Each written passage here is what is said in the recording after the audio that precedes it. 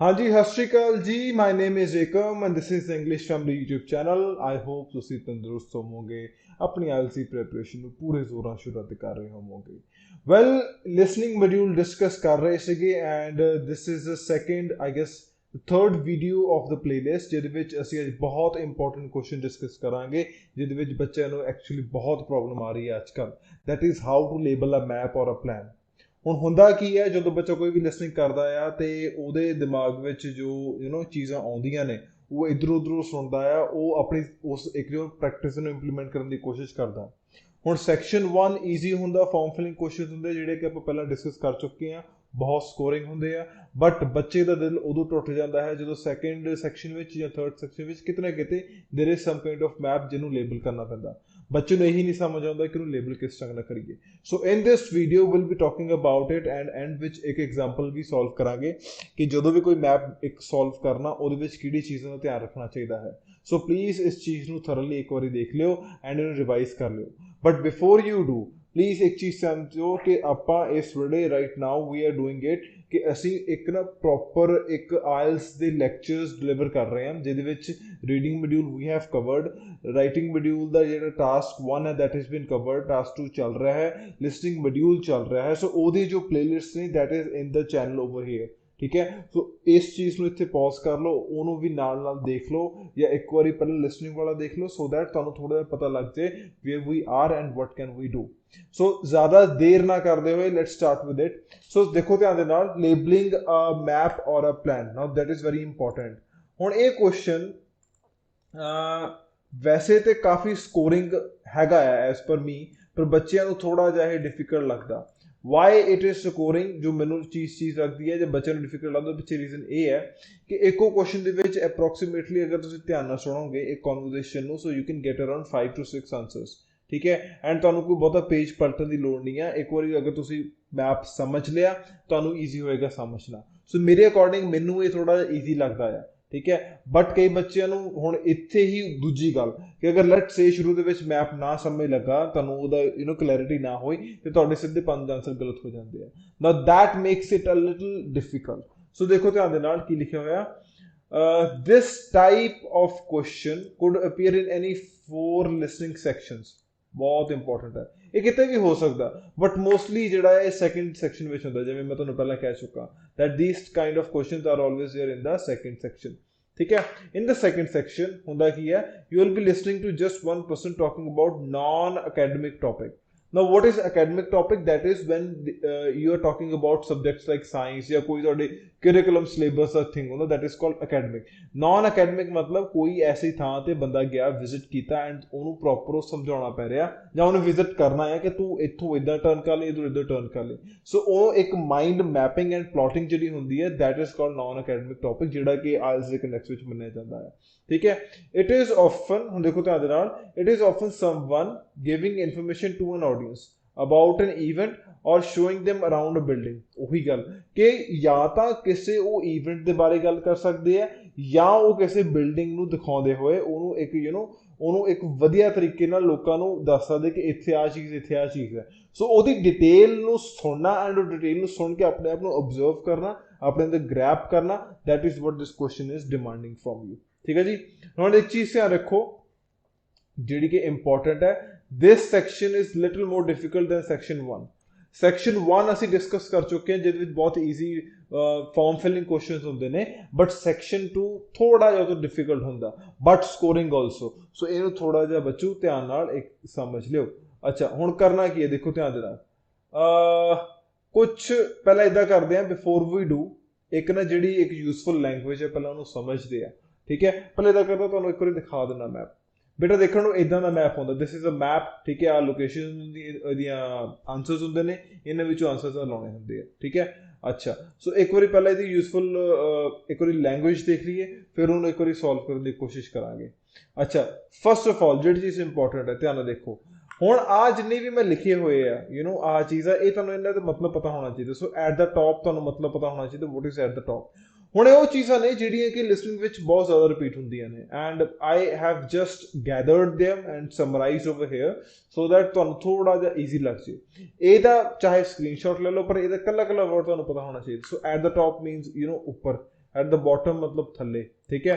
On the left तुहानूं पता ही left side ते, ऑन द राइट साइड ते, ठीक है जी। ऑन द फार साइड मतलब थोड़ा जा साइड ते, थोड़ा जा दूर। नॉर्थ साउथ ईस्ट वैस्ट, बेटा ये बहुत इंपॉर्टेंट है, तुहानूं डायरैक्शंस का पता होना चाहिए, ठीक है। Alright, to the north, to the west, slightly west of, so slightly west of that building. So ਇਹਦੇ ਵਿੱਚ ਵੈਸਟ डायरेक्शन नहीं है, वो बिल्डिंग दे वैस्ट वाली साइड है, ठीक है। In the south west, so किसी भी साइड का किसी भी पॉइंट तो south west direction. In the north west, so north west direction. In the middle of, बिच विचाले। In the centre of, that is same thing.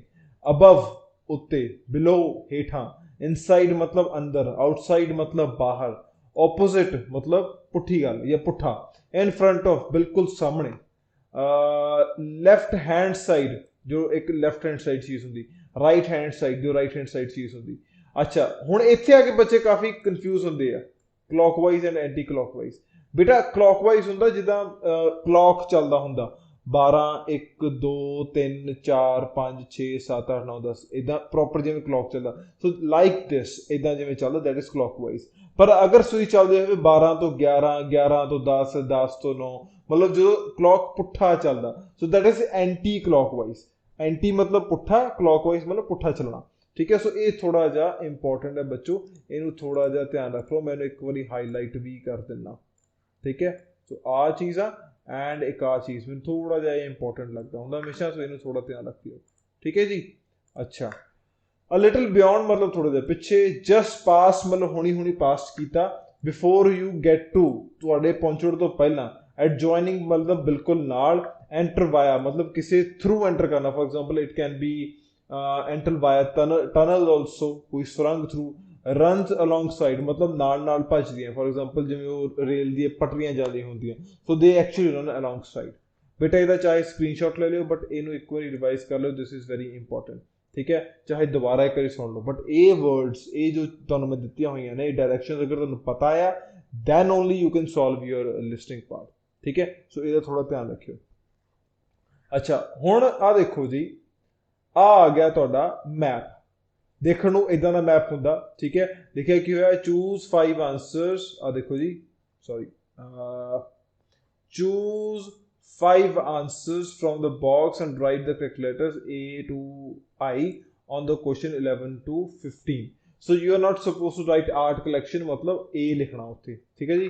सो आ एक हैगी है टाउन लाइब्रेरी हैगी है, ठीक है। इनू किद्दां करना आई लेट यू नो, ਉਹ ਆਪਾਂ ਜਦੋਂ ਕਰਾਂਗੇ हम देखांगे, पर पहला एक देखो।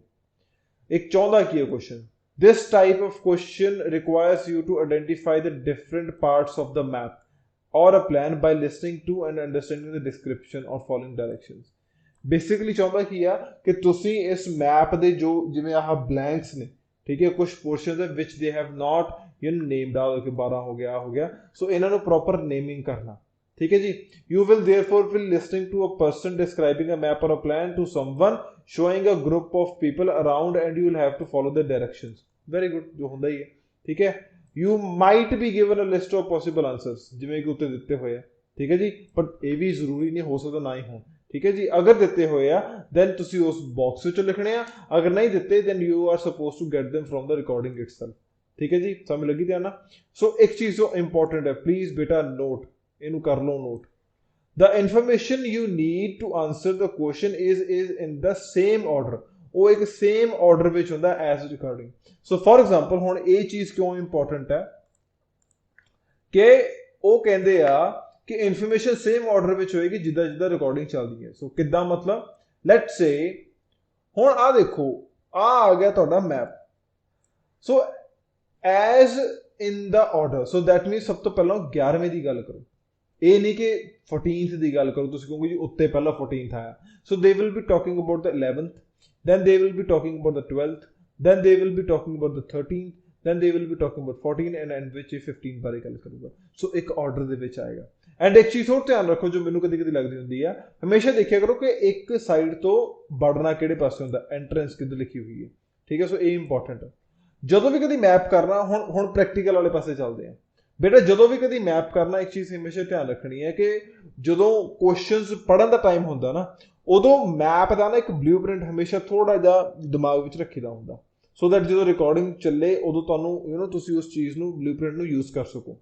ਕਿਉਂਕਿ ਹੁੰਦਾ ਕੀ ਆ ਕਿ ਹਿਊਮਨ ਮਾਈਂਡ ਇੱਕ ਵੇਲੇ ਇੱਕੋ ਚੀਜ਼ ਕਰਦਾ, ਆਈਦਰ ਹੀ ਔਰ ਸ਼ੀ ਕੈਨ ਉਹ ਥੋੜਾ ਜਿਹਾ ਦਿਮਾਗ ਆਪਣਾ ਵਰਤ ਕੇ ਜਾਂ ਤਾਂ ਪੜ੍ਹ ਸਕਦਾ ਜਾਂ ਉਹ ਸੁਣ ਸਕਦਾ।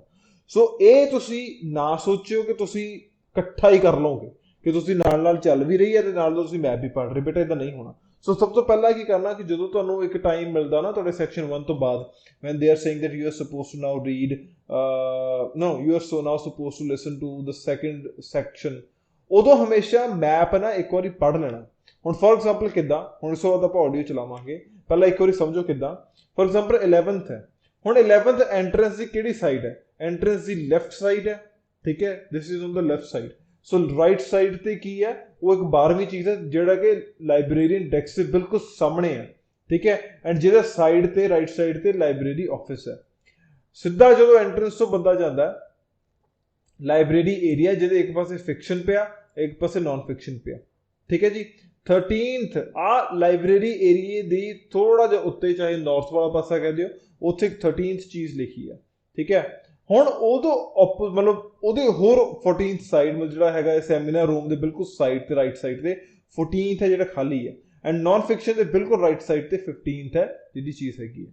So that means what I've done ਕਿ ਮੈਂ ਇੱਕ ਵਾਰੀ ਮੈਪ ਨੂੰ ਚੱਜ ਨਾਲ ਪੜ੍ਹ ਲਿਆ। ਹੁਣ ਮੈਂ ਅਗਰ ਅੱਖਾਂ ਬੰਦ ਕਰਕੇ ਵੀ ਦੱਸਾਂ, ਸਟਿਲ ਆਈ ਕੈਨ ਸੇ ਕਿ ਐਂਟਰੈਂਸ ਤੋਂ ਜਦੋਂ ਬੰਦਾ ਐਂਟਰ ਹੁੰਦਾ, ਠੀਕ ਹੈ, ਲੈਫਟ ਸਾਈਡ ਤੇ ਜਿਹੜਾ ਹੈਗਾ ਦੈਟ ਉਹਦਾ ਇੱਕ ਉੱਥੇ ਇੱਕ ਆਨਸਰ ਇੱਕ ਲੱਭਣਾ, ਇੱਕ ਰਾਈਟ ਸਾਈਡ ਤੇ ਆਨਸਰ ਲੱਭਣਾ ਲਾਇਬ੍ਰੇਰੀ ਇੰਡੈਕਸ ਦੇ ਸਾਹਮਣੇ, ਫਿਰ ਸਿੱਧਾ ਜਾਓਗੇ ਤੇ ਲਾਇਬ੍ਰੇਰੀ ਏਰੀਆ ਆ ਜਿਹਦੇ ਵਿੱਚ ਕਹਿ ਲਓ ਕਿ ਤੁਹਾਡਾ ਉਹ ਫਿਕਸ਼ਨ ਨॉन ਫਿਕਸ਼ਨ ਹੈ, ਠੀਕ ਹੈ। ਉਹ ਤੋਂ ਪਿੱਛੇ ਜਿਹੜਾ 14th ਹੈ ਸਾਈਡ ਤੇ 15th ਹੈ। ਸੋ ਮੇਰੇ ਕੋਲ ਇੱਕ ਪਹਿਲਾਂ ਮਾਈਂਡ 'ਚ ਵੀਰੇ ਇੱਕ ਬਲੂਪ੍ਰਿੰਟ ਬਣਿਆ ਹੋਇਆ, ਠੀਕ ਹੈ। ਸੋ ਉਹਨੂੰ ਸੋਲਵ ਕਰਕੇ ਦੇਖਦੇ ਹਾਂ।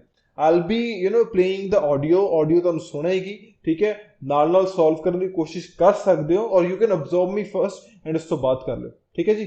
ਚਲੋ let's start it.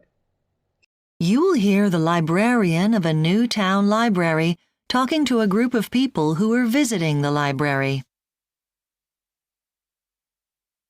Okay, everyone.